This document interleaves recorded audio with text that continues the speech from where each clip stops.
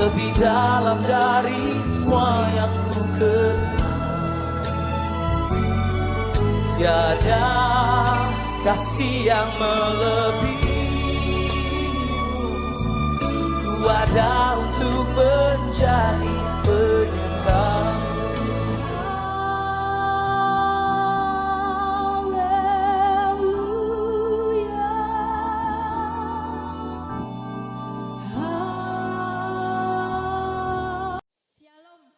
Saudara, selamat jumpa di dalam ibadah online pada saat ini. Sebelum ibadah kita mulai, kita akan bersama-sama berdoa. Mari kita berdoa. Bapak Surgawi, kami mengucap syukur kepadamu. Engkau Allah kami yang mengasihi kami, Engkau Allah kami yang melindungi kami. Bahkan Bapak, Engkau Allah kami yang memberkati kami. Bapak, kami akan beribadah, memuji, memuliakan namamu. Pimpin kami ya Tuhan, berkati kami dengan sukacita. Buat hambamu yang memimpin pujian, Bapak mengurapi hambamu dengan kuasamu yang dari surga. Persatukan dengan pemain musik, agar dapat membawa kami sukacita, memuji memuliakan Engkau. Bapak, ibadah kami dari awal, pertengahan, kami mohon Bapak yang memimpinnya. Sampai akhirnya Bapak, Engkau tetap menjagai kami. Terima kasih Bapak, kami menyerahkan semua ke dalam tangan-Mu. Hanya di dalam nama Tuhan Yesus, kami berdoa dan mengucap syukur. Amin. Shalom Bapak Ibu dan Saudara, kita jumpa lagi di ibadah online 9 Agustus 2020. Tuhan begitu mengasihi kehidupan kita. Tuhan punya rencana yang begitu luar biasa. Skenario Tuhan satu dengan yang lain tak pernah sama. Tuhan begitu mengasihi kehidupan kita. Itu yang membuat kita spesial di mata Tuhan. Ku tak akan menyerah Tuhan, sebab Kau selalu ada buat kami. Ku tak akan pernah menyerah, sebab Kau ada buat aku. Dalam segala perkara Tuhan punya rencana.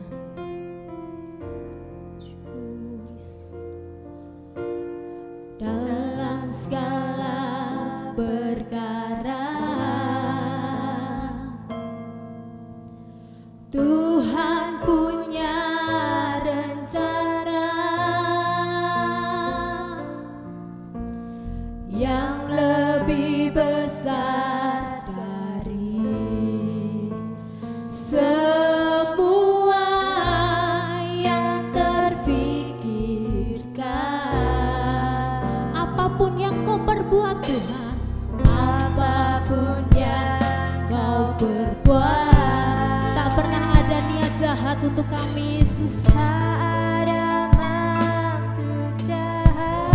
Sebab itu ku mau lakukan Tuhan, sebab itu ku lakukan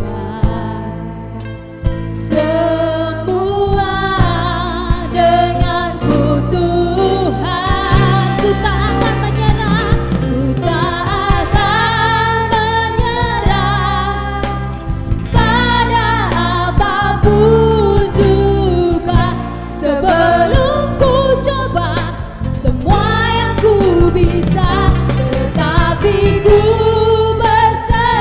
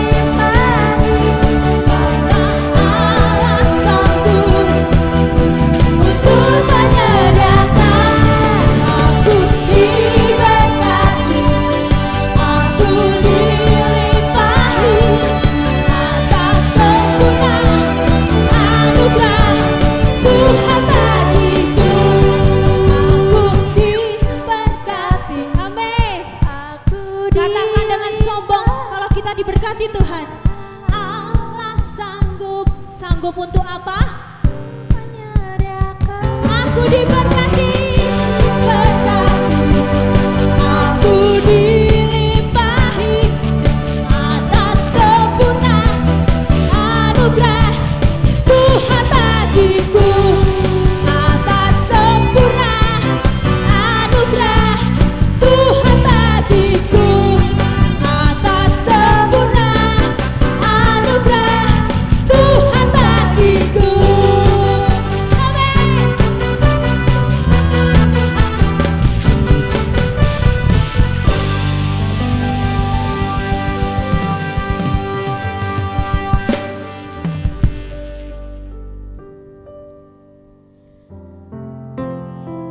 Saat ini kita mau siapkan hati kita. Sekalipun aku dalam lembah kelam, Kau tak pernah membiarkanku sendiri Tuhan. Aku percaya berkat-Mu atasku begitu melimpah. Kebajikan, kemurahan selalu mengikutiku. Ku mau memuji memuliakan-Mu Tuhan.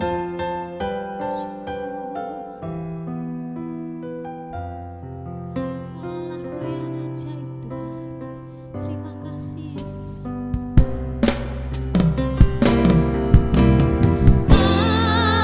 Aku percaya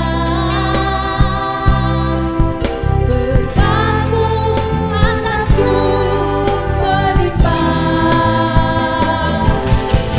Kebajikan, kemurahan selalu mengikutiku. Ku puji, ku sembah Kau Tuhan. Sekalipun aku dalam lembah kelam, sekalipun aku dalam lembah kelam, ku tak takut sebab Kau besertaku. Sekalipun badai opan datang menerpa, ku tak gentar sebab Kau di sisiku. Katakan aku percaya. Aku percaya berkat-Mu atasku melimpah Tuhan, atasku melimpah. Kebajikan, kemurahan selalu mengikutiku. Ku puji, ku sembah Kau Tuhan. Ku puji, ku sembah Kau Tuhan. Ku puji, ku sembah Kau Tuhan. Ku puji, ku puji, ku sembah Kau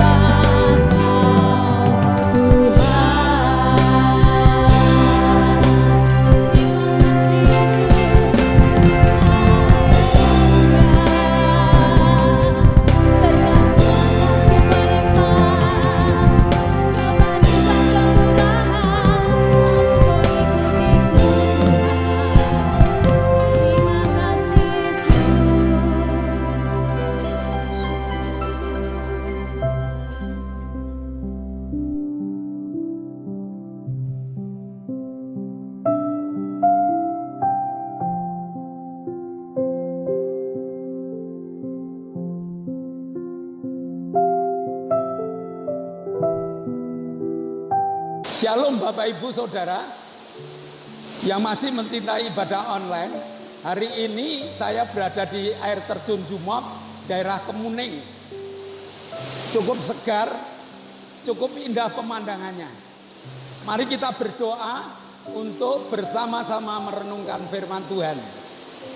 Bapa, kami mengucap syukur atas segala berkat yang Kau berikan pada kami, sehingga hari ini kami dapat menyatukan hati, pikiran, jiwa untuk bersama-sama merenungkan firman-Mu. Tuhan, kirim kuasa Roh-Mu yang kudus, sehingga di dalam ibadah kami dapat benar-benar berkonsentrasi dalam belajar firman-Mu. Ajari kami dengan kekuatan kuasa-Mu, dan dalam nama Tuhan Yesus Kristus, kami berdoa dan mengucap syukur. Amin. Hari ini kita akan belajar tentang menikmati jaminan Allah. Kita akan belajar dari 2 ayat dalam kitab Nahum. Kitab Nahum itu terdiri dari 3 pasal, 47 ayat. Ada kemungkinan Nahum waktu berkarya berada di tengah-tengah bangsa Israel yang dalam penjajahan Asyur. Dan pada waktu itu masih dalam puncak kejayaan Asyur. Asyur itu memerintah dengan keras, dengan kejam, melalui serangkaian tindakan dan peraturan yang ketat. Apa kesamaan hidup di zaman Asyur dan di zaman sekarang ini? Kita saat ini sedang dijajah dengan COVID-19 yang sama kejamnya dengan pemerintahan Asyur. Awal-awal orang sakit corona ditandai dengan tanda-tanda yang jelas. Lalu kalau orang itu tak tertib, orang itu mau datang ke dokter, diobati dan sembuh. Sekarang ini ada istilah baru OTG, orang tanpa gejala, yang dapat menularkan tanpa diketahui siapa dia. Kejam bukan? Di tengah kekejaman itu apakah Tuhan diam? Tidak. Sekali-kali Tuhan tidak pernah meninggalkan orang yang percaya. Kita akan baca di dalam Nahum pasal 1 ayat 7 dan ayat yang ke-8. Tuhan itu baik. Ia adalah tempat pengungsian pada waktu kesusahan. Ia mengenal orang-orang yang berlindung kepadanya dan menyeberangkan mereka pada waktu banjir. Ia menghabisi sama sekali orang-orang yang bangkit melawan dia, dan musuhnya dihalonya ke dalam gelap. Kalau kita ingin menikmati indahnya Nahum 7 ayat 7 ini, kita harus mengawali dengan pernyataan bahwa Tuhan itu baik. Banyak orang yang dapat berkata Tuhan itu baik, tetapi hati mereka belum mengatakan dan belum menunjukkan bahwa Tuhan itu baik. Sehingga sikap mereka berbeda dengan ucapan mereka. Bagaimana dengan hidup kita? Apakah kita bisa mengatakan Tuhan baik, tetapi hati kita belum mengatakan atau belum merasakan kebaikan Tuhan? Mari kita tingkatkan pengertian kita. Mari kita tingkatkan pengertian kita, sehingga hati kita dengan sikap hidup kita dapat menunjukkan bahwa Tuhan itu baik. Sehari-hari kita dapat menikmati kebaikan Tuhan. Lalu di mana letak kebaikan Tuhan itu? Nahum menuliskan di dalam ayat 7, Tuhan adalah tempat pengungsian. Nah, kapan orang mengungsi? Orang mengungsi di saat ada bencana. Orang mengungsi di saat terjadi bencana. Bencana adalah kejadian yang tidak diharapkan, bencana itu kadang-kadang datangnya tiba-tiba. Contohnya banjir, gempa bumi, gunung meletus, tanah longsor. Itu merupakan bencana-bencana yang sering kita lihat, sering dirasakan oleh manusia. Memang sekarang ini teknologi maju, sehingga setiap kali akan terjadi bencana, pasti pemerintah sudah memberitahukan. Karena memiliki alat-alat yang canggih. Akan terjadi tsunami, ada tanda-tanda tsunami. Dan diberitahukan kepada masyarakat, agar masyarakat tenang. Lalu, selain masyarakat tenang, pemerintah sudah siapkan tempat pengungsian. Tidak hanya menyiapkan tempat pengungsian, pemerintah juga di tempat pengungsian itu, pemerintah menyiapkan segala keperluan, segala kebutuhan orang-orang yang ada di tempat pengungsian itu, supaya orang-orang itu dapat hidup dan diberi kebutuhan-kebutuhan hidup. Lalu, apakah semua orang yang diberitahu, yang disiapkan tempat pengungsian itu pasti mau? Kalau kita lihat di TV, kalau kita lihat di mass media, tidak semua orang mau hidup dalam tempat pengungsian. Ada yang mengatakan aku pengen di rumahku sendiri. Ada yang mengatakan aku pengen ke tempat lain. Akibatnya apa? Dia menggerutu. Akhirnya dia mengumpat pemerintah. Dia mengatakan pemerintah tidak memperhatikan hidupnya. Padahal sebenarnya pemerintah sudah menyiapkan segala keperluan hidupnya. Lalu bagaimana dengan kita? Apakah ada yang tidak nurut? Apakah ada yang menggerutu hidupnya di tempat pengungsian? Orang yang menggerutu adalah orang yang tidak pernah menikmati kebaikan Tuhan. Sebelum badai itu muncul, sebelum musibah itu muncul, sebelum kekurangan kesulitan itu muncul, Tuhan sudah menyiapkan tempat pengungsian yang aman dan nyaman. Tuhan tahu badai itu pasti datang. Kenapa Tuhan tahu? Alkitab menulis, badai itu muncul kalau orang itu berubah setia. Mari kita renungkan. Lalu badai itu muncul kalau orang itu menjauhi Allah. Contohnya Yunus. Bagaimana dengan kita? Naum 1 ayat 7 mengatakan, Tuhan itu bagi kita tempat pengungsian di saat kita mengalami kesusahan.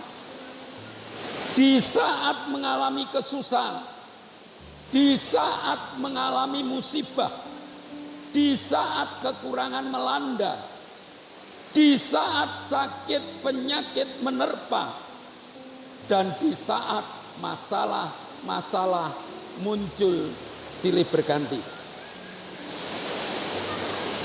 Selain tempat pengungsian, Tuhan siapkan segalanya. Maka jangan lari kemana-mana. Larilah kepada Tuhan. Karena Tuhan telah siapkan tempat yang aman, tempat yang nyaman, dan jaminan hidup. Nah, perhatikan, orang yang sedang mengungsi karena musibah, yang mengungsi karena banjir dan sebagainya, Di tempat itu ada jaminan makan. Di tempat itu ada jaminan pakaian. Di tempat itu ada jaminan-jaminan kebutuhan. Dan itu sudah disiapkan oleh pemerintah. Kalau pemerintah saja seperti itu, apalagi Tuhan kita. Matius 6 ayat 25. Karena itu aku berkata kepadamu, jangan khawatir akan hidupmu, akan apa yang hendak kamu makan, akan apa yang hendak kamu minum, dan jangan khawatir pula akan tubuhmu, apa yang akan kamu pakai. Tuhan siapkan untuk para pengungsi yang nurut, untuk para pengungsi yang taat. Tuhan siapkan. Tuhan katakan di tempat pengungsian itu jangan takut akan hidupmu. Ada segala pemeliharaan Tuhan. Jaminan keamanan pun ada. Hanya masih ada juga orang-orang yang tidak taat, tidak mau di tempat pengungsian. Ya terserah kalau dia tidak mau. Dia Kristen tetapi tidak pernah menikmati kebaikan Tuhan. Ya terserah, karena dia tidak taat dalam tata aturan Tuhan. Tuhan akan mencatat siapa-siapa yang masuk dalam tempat pengungsian. Nama kita akan dicatat di dalam kitab kehidupan. Karena Tuhan mengenal kita. Karena kita dikenal oleh Tuhan. Maka ayat yang ke-8, Tuhan akan menyeberangkan kita di saat banjir. Dan akan melawan musuh-musuh kita agar kita dapat menikmati keamanan dan kenyamanan dalam kehidupan kita. Jadi siapa yang menanggapi panggilan Tuhan akan memperoleh jaminan dari Tuhan. Dan jika di tengah-tengah menikmati jaminan ada musibah, Tuhan siapkan tempat pengungsian, tempat perlindungan. Kalau tempat itu masih kurang cocok, Tuhan masih akan menyeberangkan kita, bahkan melawan musuh-musuh kita. Jadilah anak Tuhan yang mendengar firman Tuhan dan tenangkanlah hidupmu, karena Tuhan selalu menyertai kehidupanmu. Mari kita berdoa. Bapa, kami mengucap syukur. Engkau telah berikan berkat firman-Mu yang pada pagi hari ini kami nikmati bersama. Berkati sahabat-sahabat kami yang mengikuti ibadah online, sehingga mereka kenal dengan Engkau dan mereka taat pada perintah-perintah yang Engkau berikan. Ada jaminan tempat pengungsian yang hebat di saat kami mengalami musibah. Meteraikan firman-Mu dalam hati, jiwa, dan roh kami. Dan dalam nama Yesus kami telah berdoa dan mengucap syukur. Amin. Bapak, Ibu, dan Saudara, pemerintah tetap mengingatkan pada kita disiplin dalam melakukan protokol kesehatan. Jangan lupa pakai masker, jaga jarak, dan kalau sampai di mana-mana cuci tangan. Kebersihan harus kita nomor-satukan.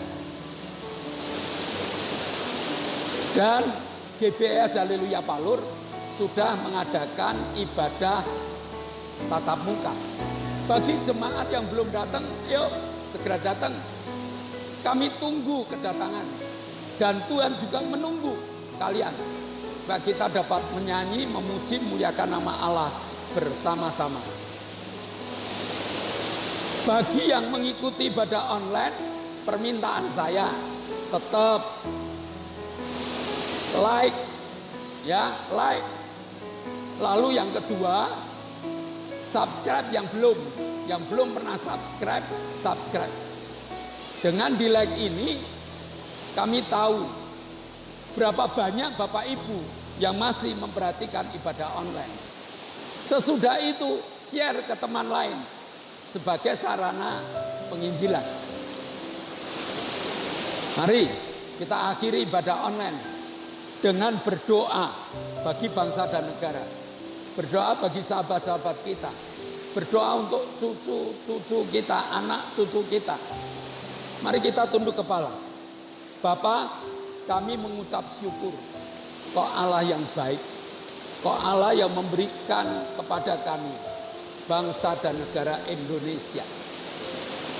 Bangsa dan negara Indonesia ini kami serahkan dalam tangan kemurahan Tuhan. Sehingga COVID-19 ini dapat segera Engkau hancurkan. Bebas negeri kami. Dan negeri kami dapat bersukacita di dalam kemurahan-Mu. Kami juga berdoa untuk Pak Jokowi. Kau berkati dengan kesehatan. Kau berkati dengan hikmat marifat-Mu. Sehingga Pak Jokowi dapat mengatur pemerintahan dengan baik. Rakyat tenang, rakyat maju di dalam nama-Mu. Maka berkati pula para pembantunya Tuhan. Para menteri, para gubernur, para bupati, para wali kota, para camat, para lurah, para RT RW di seluruh Indonesia ini. Kau berkati mereka. Engkau berikan ketaatan pada perintah Pak Jokowi. Sehingga Indonesia memiliki satu perintah dari Bapak Jokowi. Terima kasih Bapak, Kau telah memberkati pemerintahan kami. Dan saat ini kami berdoa untuk Pak Bambang yang sakit pengapuran. Tolong Tuhan redakan sakitnya. Sehingga Pak Bambang boleh memuji, memuliakan nama-Mu. Engkau juga jamah Tuhan Bude Marto yang sakit pinggangnya. Engkau jamah Pak Hari yang kecepit sarafnya. Engkau jamah Hendra Wijaya yang juga membutuhkan jamahan. Olen yang saat ini berada di Amerika membutuhkan jamahan. Pak Sarjono yang sakit tekanan darah tinggi membutuhkan jamahan-Mu. Maka pada saat kami berdoa, tangan-Mu Kau tumpangkan. Kami tindak dalam nama Yesus. Jadilah sembuh. Kami berdoa untuk Pak Indro, Pak Pri, Pak Yusuf, Pak Tris, Pak Sarjianto, Pak Kadir, Koho, Pak Warto, Pak Martono, Pak Marsudi, Pak Gito. Mohon Tuhan pulihkan dengan pemulihan yang sempurna. Dalam nama Yesus, nikmati pemulihan yang Tuhan berikan. Kami berdoa untuk Cik Herin, Cik Happy, Cik Di, Bu Hartanto, Bu Wagini, Bu Is, Bu Karyanto, Bu Bing, Bu Endang, Bu Titi, Bu Sar, Mbah Hadi, Mbah Darto, Omi, dan juga Feni. Jamah Tuhan. Pada saat kami berdoa, tangan-Mu Kau tumpangkan. Berikan pemulihan yang sempurna. Terima kasih Bapak. Kami juga berdoa untuk Luciana Agatha Larasati Nugroho yang kepengen masuk ke Udayana. Kami berdoa untuk Graciela Audrey Firmanto Putri yang ingin masuk ke UNJ. Kami berdoa untuk Markus yang ingin masuk ke ISI. Tolong Tuhan, tidak ada perkara yang mustahil bagi. Maka pada saat kami berdoa, tangan-Mu Kau berikan, kasih karunia-Mu Kau berikan, sehingga ketiga anak cucu kami diterima di fakultas yang diidam-idamkan. Terima kasih Bapak, kami akhiri ibadah kami di dalam tangan kuasa-Mu. Saudara yang dikasih Allah, kedangkanlah tangan-Mu, nikmatilah segala berkat yang Allah kirimkan untuk engkau. Nah saat ini Allah telah membuka tingkap-tingkap langitnya dan mencurahkan segala berkatnya. Terimalah berkat untuk rumah tanggamu. Terimalah berkat untuk setiap usaha pekerjaanmu. Terimalah berkat untuk segala rancangan-rancangan hidupmu. Berkat jasmani, berkat rohani, terus mengalir dan mengalir limpah. Sampai setiap orang pun akan mengatakan engkau diberkati. Dan jika engkau pulang nanti, bawalah berkat dari Allah Bapa, cinta kemurahan dari Tuhan Yesus Kristus, serta persekutuan Roh Kudus menyertai engkau mulai hari ini sampai Maranatha, Tuhan Yesus datang yang kedua kali. Yang percaya katakan amin.